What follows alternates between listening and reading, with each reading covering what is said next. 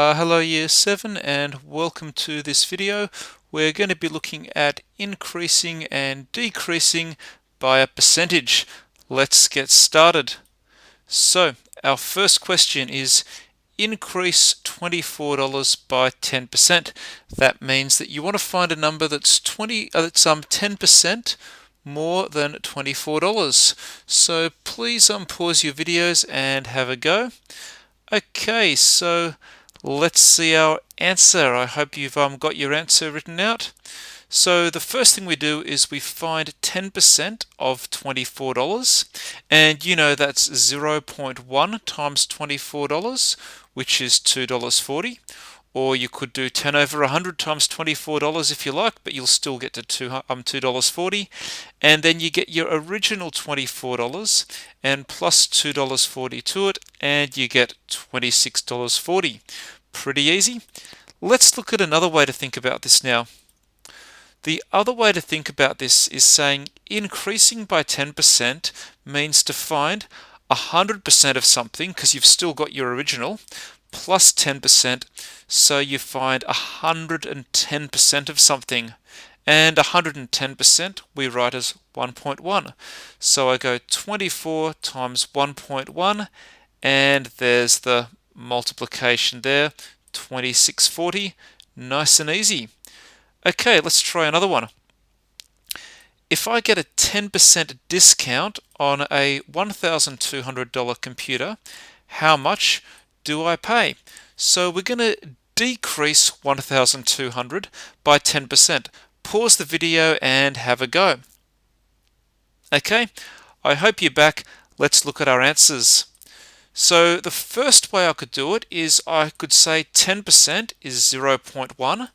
0.1 of $1,200 is $120, and since I'm decreasing it, I take the 120 away from 1,200 and it leaves me 1,080.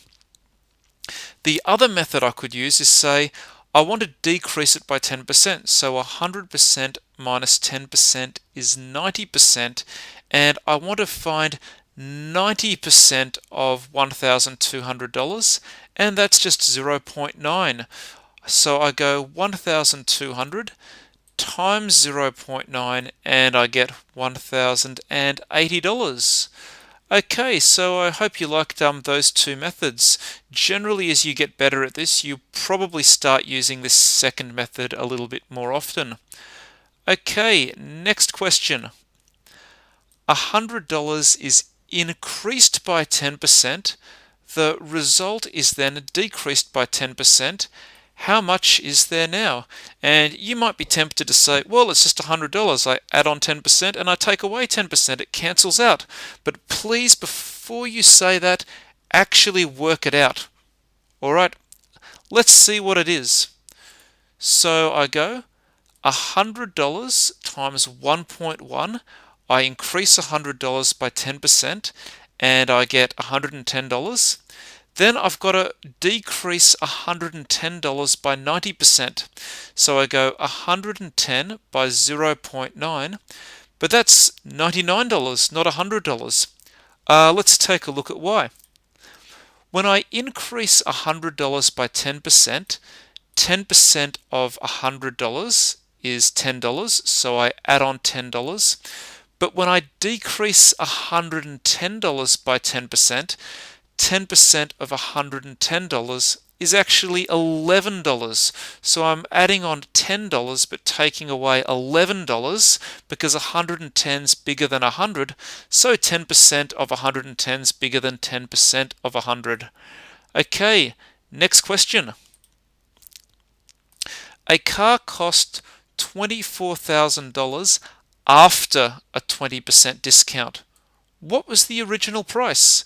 And you might be very tempted just to say, well, okay, I'm just going to find 20% of $24,000 and add it on, and that should be my answer. But it's not, because it's actually 20% of some unknown original number, not 20% of $24,000 that was discounted. So let me show you how to do that, but before you look, please have a go yourselves. Okay, so there's two ways to do it. My first way is I said, if I've decreased something by 20%, I've got 80% left, and 80% is $24,000. So divide everything by 80, and I find out what 1% is. 1% is $3,000, 24,000 divided by 80. And what I'm interested in is what 100% is, so I need to times this 1% by 100, so I times the 300 by 100, and I get 30,000. This method on the left is often called the unitary method. The other way I can do it is using a more algebraic method. So what I do is I say, let x be the original price, and I decreased x by 20%, so I found 80% of x, which is 0.8x. So 0.8x equals 24,000. So I divide both sides of this equation by 0.8, and x equals to 24,000 divided by 8, which I just made 240,000 divided by 8 to make it a little bit easier. Divide 8 into 240,000, and we have our $30,000. So the same answer, two different methods. All right, let's look at your homework. So you're going to do from Cambridge 8 4H, questions 1 to 8, A, C, and E, and you should be used to this pattern now every second question. Then you're going to do question 10, 12, 14, 16A. So just A from 16, but still doing all of 10, 12, and 14. Okay, guys, thank you very much, and I'll see you in our next video.